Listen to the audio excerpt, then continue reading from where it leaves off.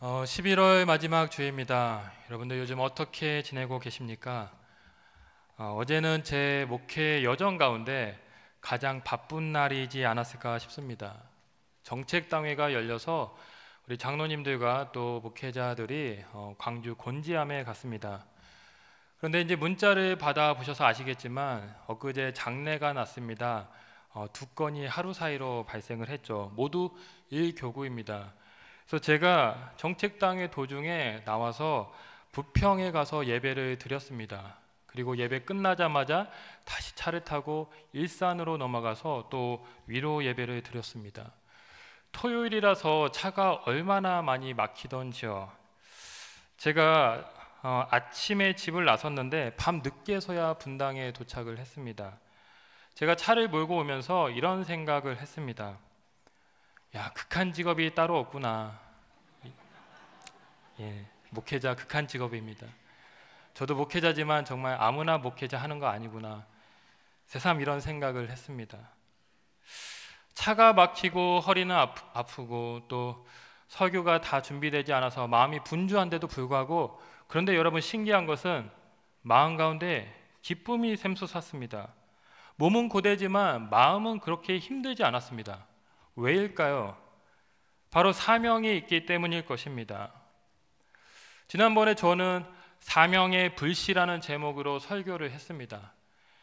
이 바울은 원조 사명자라고 할 수 있습니다. 사명자의 대가이죠.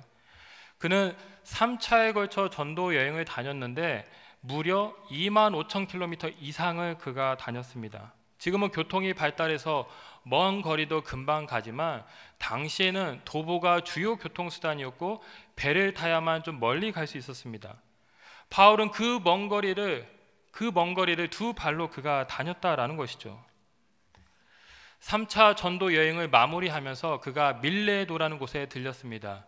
그리고 자신이 사역했던 에베소 장로들을 다 초청해서 마지막 고별 설교를 하는데 그가 그 자리에서 이제 내가 예루살렘에 갈 것이다 이런 말을 합니다. 장로들이 깜짝 놀랍니다. 거기 가면 안 됩니다. 당장 잡히게 되고 죽을 수도 있습니다. 가지 마십시오. 절대적으로 만류를 하죠. 여러분, 그런데 바울이 그 자리에서 어떻게 대답을 합니까? 사도행전 2장 20장 24절 말씀을 우리 같이 한번 보시겠습니다. 시작. 내가 달려갈 길과 주 예수께 받은 사명 곧 하나님의 은혜의 복음을 증언하는 일을 마치려 하면은 나의 생명조차 조금도 귀한 것으로 여기지 아니하노라. 아멘. 사명이 있었습니다. 사명을 받았습니다. 그래서 내 생명조차도 귀하게 여기지 않고 내가 가겠노라고 그는 지금 말을 하고 있습니다. 고난이 예상되고 죽음이 기다려지고 있는 그 곳이었지만 주님께 받은 사명 때문에 그는 달려간 것입니다. 오늘은 11월 마지막 주일입니다. 지난주에 추수감사주일이 있었죠. 어떤 설교를 해야 될까? 사실 감사에 관한 설교를 할까도 생각을 했습니다. 그런데 하나님이 계속해서 저에게 주시는 마음은 사명이었습니다. 지난번에 디모데를 통해서 살펴봤다면 이제 다시 바울을 통해서 사명자의 본분이 무엇인가를 나누라는 그런 도전을 주셨습니다. 여러분, 우리 가운데 바울처럼 고난을 당하는 분들은 많지 않을 것입니다. 우리는 지금 사실 복음의 홍수 시대에 살고 있죠. 복음이 넘쳐나고 있습니다. 복음 때문에 핍박을 받는 사람 우리 주변에는 많지 않습니다. 그런데 여러분, 변함없는 한 가지 사실이 있습니다. 모든 성도는 다 사명자로 부름을 받았다라는 것이죠. 바울이 사명자로 끝까지 승리했던 것처럼 하나님은 우리가 사명자로 살기를 원하시고 있습니다. 모든 고난을 사명으로 이겨냈듯이 하나님은 모든 영적 싸움에서 우리가 승리하기를 바라시고 있습니다. 오늘 본문은 예루살렘에 체포된 바울이 그 유대인들과 로마 군사 앞에서 행한 변증으로 되어 있습니다. 이 짧은 간증 안에 바울의 전생애가 담겨져 있습니다. 그가 어떤 사람이었고 또 지금 어떤 사람으로 변했으며 이제 어떻게 할 것인가를 이 짧은 간증 안에서 다 담아내고 있습니다. 바울은 어떻게 사명자가 되었을까요? 수많은 시련과 고난에도 불구하고 승리한 비결은 도대체 무엇입니까? 우리 사도행전 22장 3절과 4절 말씀을 먼저 같이 읽겠습니다. 시작. 나는 유대인으로 길리기아 다소에서 났고 이 성에서 자라 가말리엘의 문화에서 우리 조상들의 율법에 엄한 교훈을 받았고 오늘 너희 모든 사람처럼 하나님께 대하여 열심히 있는 자라. 예, 여기까지. 자, 바울의 간증이 시작되고 있죠. 예수님을 믿기 전에 그 모습을 고백하는데 한마디로 박해자였다라고 말을 합니다. 그는 스데반이 죽을 때 가담을 했습니다. 동조하고 인정했습니다. 또 다메섹으로 간 것도 그 믿는 자를 잡아서 처형하기 위함이었습니다. 박해자였는데 특별히 그가 이렇게 박해에 열심히 있었던 이유는 하나님을 위해서였다라고 말을 하고 있습니다. 내가 하나님께 대하여 열심히 있는 자라. 박해하는 것이 곧 하나님을 위한 것이다. 그래서 열심을 냈다라는 것이죠. 여러분, 제가 제주도에 있을 때 근처 대형교회에서 간증 집회가 열렸습니다. 당시 강사님이 누구였냐면 신천지 핵심 멤버였다가 이단인 것을 깨닫고 탈퇴해서 정식으로 신학 교육을 받고 목사가 되신 분이었습니다. 이분이 와서 신천지가 왜 이단인지 그들의 전략이 무엇인지를 아주 생동감 있게 구체적으로 간증을 하셨습니다. 자, 그런데 이날 많은 사람들이 교회 앞에서 항의 집회를 했습니다. 그 강사는 가짜고 변절자고 돈에 넘어간 자다 이러면서 전단지를 배포하고 반대 집회를 앞에서 하고 있었습니다. 바로 신천지 그 성도들이었던 것이죠. 제가 이 귀로만 들었던 신천지의 실체를 직접 두 눈으로 보면서 깜짝 놀랐습니다. 그들의 그 열심과 그 어떤 신천지에 대한 충성도를 보면서 야, 참 대단하구나 하는 이런 생각을 했습니다. 여러분, 신앙심에 열심만 있으면 다 좋은 것인가요? 그걸로 끝입니까? 열심만 있으면 오히려 위험합니다. 이단들이 그래서 태어나는 것이죠. 열심보다 열심의 방향, 열심을 쏟는 대상이 중요합니다. 바로 주님을 향한, 주님을 위한 주님의 열심이 있어야 한다라는 것이죠. 주님을 위해서 열심을 쏟아야 합니다.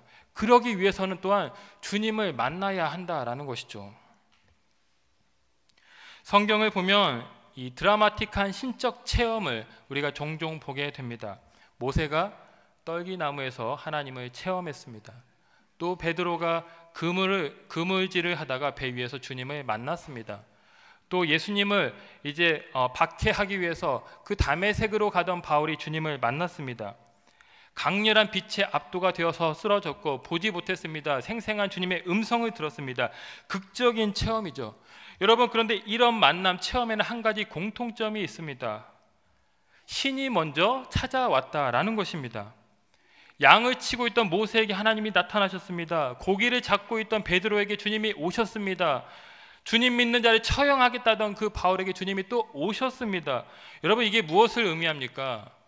주님과의 만남은 전적으로 주님의 은혜라는 것입니다. 주님께 주도권이 있는 것이죠. 주님이 우리에게 오셨기 때문에 우리가 그 주님을 만날 수 있다라는 것입니다.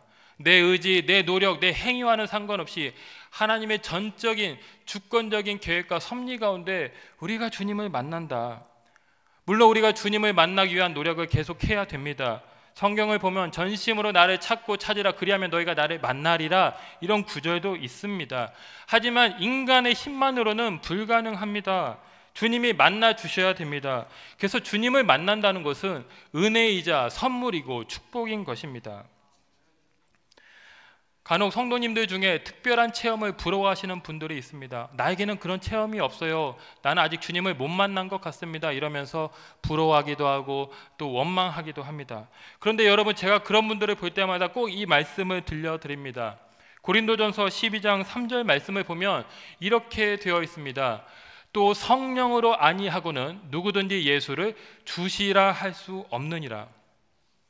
여러분, 예수님을 주라고 고백할 수 있는 그 이유가 어디에 있습니까? 그 원인이 어디에 있습니까? 성령으로 아니하고는, 성령으로 가능하다라는 것이죠.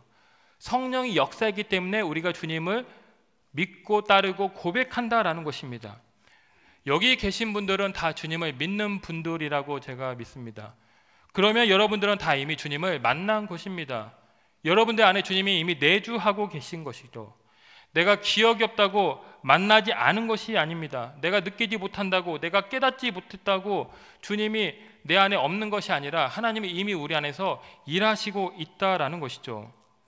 여러분 14절 말씀에 또 이런 구절이 있습니다. 14절 말씀을 보시면 하나님이 너를 택하여 너로 하여금 자기 뜻을 알게 하시며, 하나님이 우리를 택하셨습니다. 여러분, 내가 내 의지로 지금 교회를 나오는 것이 아닙니다.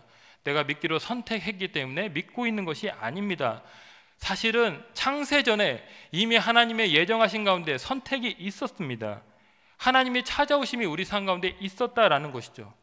우리가 지금 사명자로 사는 것은 내가 특별히 더 잘나고 내가 특별히 더 헌신했기 때문에, 더 결심하고 작정했기 때문이 아니라 하나님의 은혜로 하나님이 우리를 찾아오시고 선택하셨기 때문에 그렇게 됐다라는 것입니다. 그래서 주님을 믿고 있다는 이 믿음이 우리에게 있다는 것은 가장 놀라운 축복이요 선물이 아닐 수 없는 것입니다.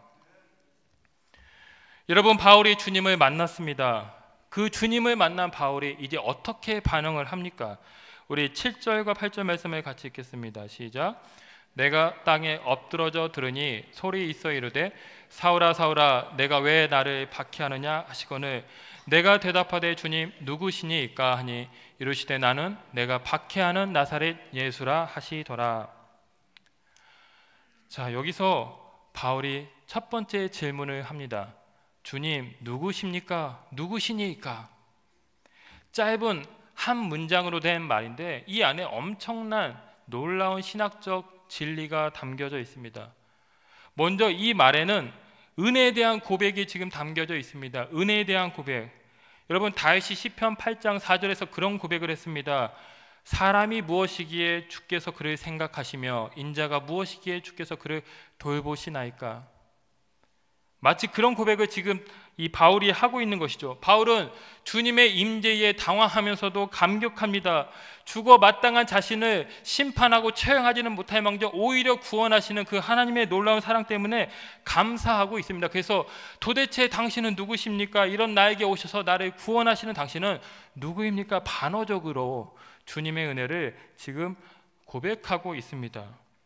두 번째는 예수님에 대한 갈망입니다. 갈망.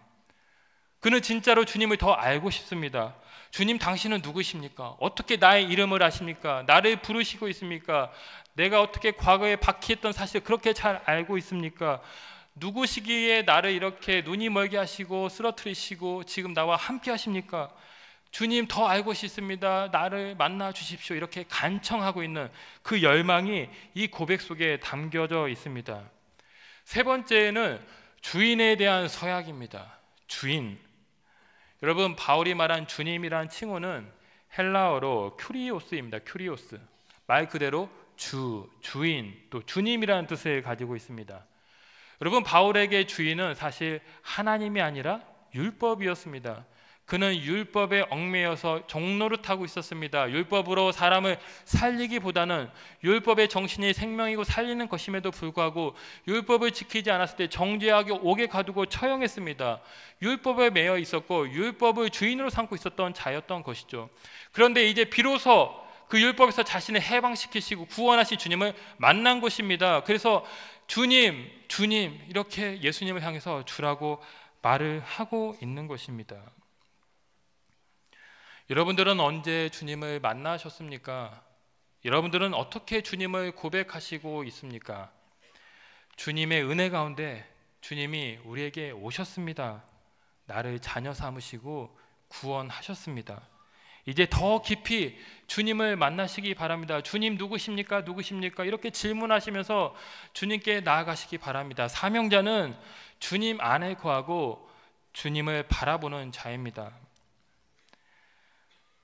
자, 예수님을 만난 바울이 이제 또 어떤 질문을 하는가? 우리 사도행전 22장 10절 말씀을 같이 읽겠습니다. 시작.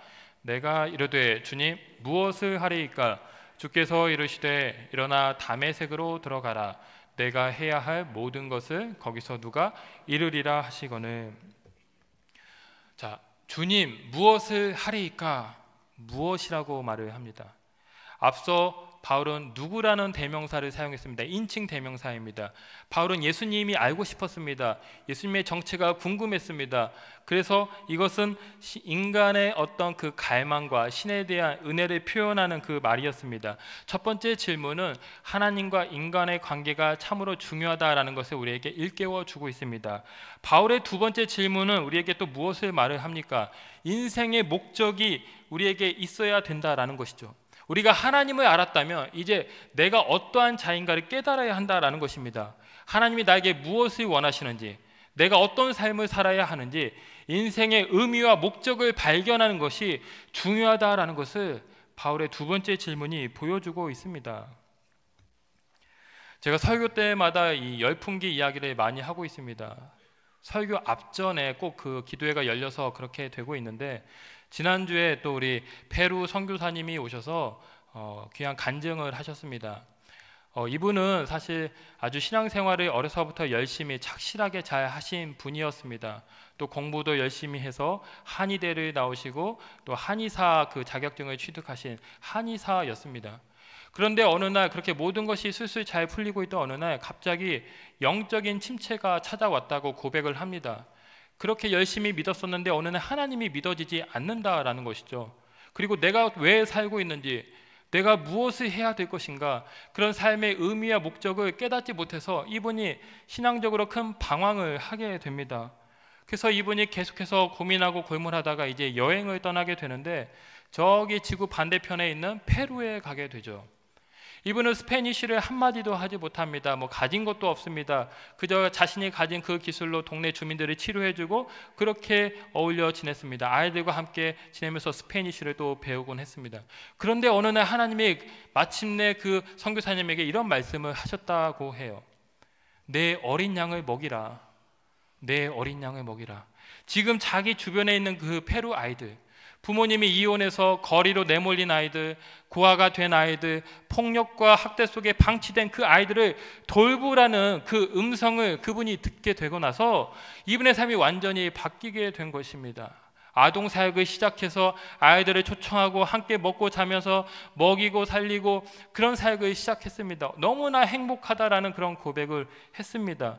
캐톨릭 국가에서 개신교 선교사에 대한 핍박도 참 많았다고 합니다. 10번이 넘게 이사를 해야 했다고 해요. 하지만 그럼에도 기뻤다고 합니다. 그 아이들을 치유하고 아이들을 살려내는 그 사명을 그가 비로소 깨닫고 감당할 수 있게 되었기 때문이라는 것이죠.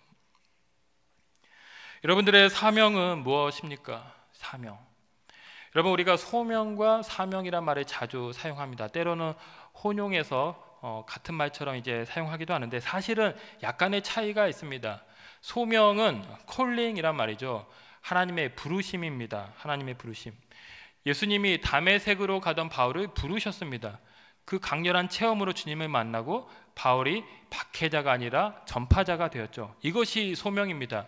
저는 목회자의 소명을 받았습니다. 그래서 말씀을 전하는 것이죠. 어떤 분들은 기도자로, 특별히 또 전도자로 이렇게 각각 소명을 받아서 사십니다. 우리가 하는 일은 다 달라도 소명으로 그 일을 하면 그 일은 성역이 되고 사역이 됩니다. 하지만 소명감 없이 그냥 일을 하면 한낱 직업에 머물게 되는 것이죠. 목사가 소명감 없이 일하면 사꾼에 불과할 것입니다. 그렇다면 사명은 무엇입니까? 사명은 미션이라고 합니다. 미션, 부르심의 구체적인 내용입니다. 소명을 이루시기 위해서 주시는 것이 사명이라고 할 수 있습니다. 여러분, 목회자들은 다 소명을 받은 자이죠. 그런데 어떤 목사님들은 특별히 전도 집회, 빌리 그레함 목사님처럼 이런 전도 집회에서 말씀을 전하는 이런 사명을 가지신 분들이 있습니다. 우리 이정기 목사님은 시위 현장마다 가서 노래를 부르시고 위로하시는 일을 하시고 있죠. 그분의 사명입니다. 목사지만 다른 사명이 있는 것이죠. 여러분, 우리가 소명을 받았지만 사명은 아직 모를 수 있습니다. 또 늦게 받을 수 있습니다. 그런데 중요한 것은 우리가 주님을 만났다면, 또 만났는데 그렇다면 주님을 위해서 사는 것이 필요하다라는 것이죠. 주님, 내가 무엇을 하리까? 그 사명을 받아서 그 사명으로 사명자로 살아야 된다라는 것입니다. 고린도전서 6장을 보면 너희는 먹든지 마시든지 무엇을 하든지 다 하나님의 영광을 위해서 하라고 했습니다. 우리가 하나님을 위해서 기쁘시게 하는 그 모든 일들이 우리에게 사명이 될 수 있습니다. 하나님을 만난 자는 하나님의 사명자로 사는 자입니다. 자, 마지막으로 사도행전 22장 15절 말씀을 우리 같이 읽겠습니다. 사도행전 22장 15절입니다. 내가 그를 위하여 모든 사람 앞에서 내가 보고 들은 것의 증인이 되리라.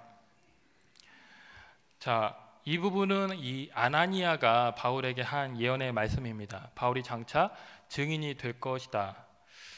여러분, 주님은 벌레만도 못한 자, 죄인 중에 괴수와도 같은 우리에게 오셨습니다. 우리를 만나 주셨습니다. 이것이 은혜이죠. 소명입니다. 자, 우리가 주님을 알게 되면 주님께 무엇을 해야 됩니까? 이렇게 질문하게 됩니다. 그래서 무엇이든 하게 되죠. 이것이 사명입니다. 자, 그럼 소명과 사명이 일어났을 때, 만났을 때 어떤 일이 벌어집니까? 그 다음 무슨 일이 일어나야 합니까? 우리의 인생의 신분이 완성이 되어야 합니다. 증인으로 살아야 한다라는 것이죠. 증인으로. 여러분, 사도행전 1장 8절 말씀을 기억하십니까? 너희는 오직 성령이 너에게 마시면 너희가 권능을 받고 예루살렘과 온 유대와 사마리아와 땅끝까지 이르러 내 증인이 되리라 말씀하셨습니다. 예수님이 마지막으로 우리에게 주신 말씀은 너희가 내 증인이 될 것이다. 여러분, 증인이 무엇입니까? 보고 듣고 경험한 것을 말하는 자입니다. 말하지 않으면 증인이 아닙니다. 말을 해야 증인입니다.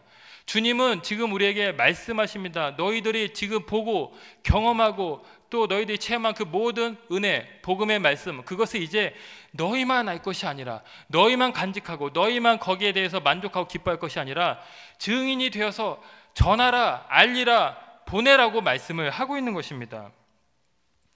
여러분, 사도행전을 보면 이 바울이 경험한 다메섹 회심 사건이 3번 기록되어 있습니다.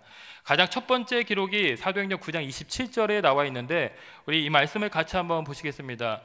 바나바가 데리고 사도들에게 가서 그가 길에서 어떻게 주를 보았는지와 주께서 그에게 말씀하신 일과 다메섹에서 그가 어떻게 예수의 이름으로 담대히 말하였는지를 전하니라. 여러분, 여기 3가지 행동이 나와 있습니다. 바울이 다메섹에서 주님을 만난 다음에 어떻게 했냐면 보았고 또 주님의 음성을 들었고 그 다음에 그가 전했다라고 말을 하고 있습니다. 자신이 만난 그 주님, 자신에게 하신 그 주님의 말씀을 전했다, 말했다라는 것입니다. 증인된 삶을 살았다라는 것이죠. 우리 부목사님 중에 한 분이 요즘 제 설교를 가리켜서 기승전 성교다 이렇게 말씀을 하셨어요. 기승전 성교. 제가 봐도 요즘 성교 이야기를 많이 하는 것 같습니다. 여러분, 제가 특별히 성교국 담당이어서 그런 것이 아닙니다. 성경이 그것을 강조하고 있습니다. 모든 성경은 결국 성교로 귀결이 됩니다. 여러분, 미래 학자인 레너드 스윗이란 유명한 학자가 미래 크리스천이란 책에서 이렇게 말을 했습니다. 오늘날 교회의 가장 커다란 죄는 커미션, 죄를 범함도 오미션, 태만도 아닙니다. 그것은 노 미션, 즉 성교하지 않는 것입니다. 오늘날 교회가 참 어렵고 많은 비방을 받기도 하고 힘을 잃어가고 있는데 그 문제가 무엇이냐면 이분은 성교하지 않는 것에 있다라고 진단을 했다라는 것입니다. 교회의 존재 이유는 성교라는 것이죠. 여러분, 예수님이 지상태에 명령을 주셨는데 종교개혁 이후 개신교 일부에서 한 가지 논쟁이 일어났습니다. 이 예수님의 지상태의 명령을 어떻게 해석해야 될 것인가? 일부 학자들은 이 명령이 초대교회 사도들, 초대교회 그 일부 공동체들에게만 주신 말씀이다라고 해석을 했습니다. 그래서 우리는 이것을 지금 안 해도 된다 이렇게 여겼다라는 것이죠. 이들은 하나님의 주권을 너무나 강조한 나머지 굳이 우리가 선교하고 전도하지 않아도 하나님의 복음을 전하게 하시고 구원받을 사람은 구원받게 하실 것이다 이렇게 주장을 했습니다. 그래서 개신교 역사 가운데 정말 선교가 전무했던 암흑기와도 같은 시간이 한 100년 있었습니다. 여러분, 정말 예수님은 그냥 일부 초대교회 사람들에게만, 사도들에게만 이 말씀을 주신 것입니까? 아닙니다. 모든 사람이 가르쳐 지키게 행하라, 세례를 베풀라, 복음을 땅끝까지 증거하라, 그런 의미에서 주신 것입니다. 모든 성도들에게, 오늘날 모든 교회들에게 주신 하나님의 보편적인 지상태의 명령이라는 것입니다. 그래서 선교하지 않는 교회는 죄송하지만 죽은 교회이고 희망이 없는 교회다라는 것이죠. 존재 이유를 망각한 그런 교회인 것입니다. 여러분, 우리의 한신교회 비전이 무엇입니까? 이중표 목사님이 기도 중에 그런 비전을 받으셨다고 하죠. 요셉의 가지가 담을 넘어도다. 창세기 49장 22절 이 말씀을 받으시고 교회를 개척한 것이 한신교회입니다.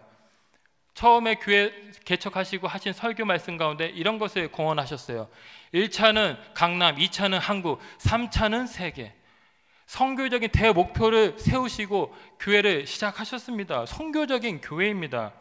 여러분, 한신교회의 뜻은 한국 민족의 신자화하자입니다. 얼마나 멋진 이름입니까? 민족 부흥의 그 역사적 사명을 띠고 태어난 교회입니다. 이제 한신교회가 이 민족, 이 한국을 넘어서 열방으로 나아가야 됩니다. 주님의 사랑과 그 복음을 만방에 알리고 증인된 공동체로 살아야 한다라는 것이죠. 지난주에 열품자 선교 소식지가 발간되었습니다. 창간호입니다. 지난 12년의 선교 발자취가 고스란히 담겨 있습니다. 어떤 분은 참 잘 만들었습니다. 너무 예쁘네요. 이렇게 칭찬을 해 주십니다. 그런데 여러분, 히딩크 감독이 그런 말을 했다죠. 나는 아직도 배가 고프다. 저는 만족이 되지 않습니다.